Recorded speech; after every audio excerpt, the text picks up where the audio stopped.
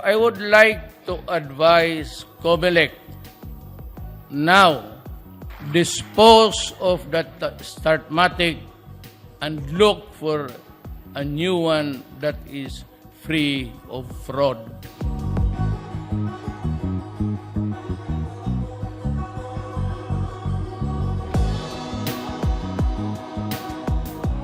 Kasi ang liberal, sabi nila, nadaya sila. Ako, sabi nila, nadaya rin. And you know, it's creating an environment of hostile attitude against that Smartmatic. You have 3 years. Kakatapos lang ng eleksyon. Palitan na ninyo. Kasi it is no longer acceptable to me, to the people, and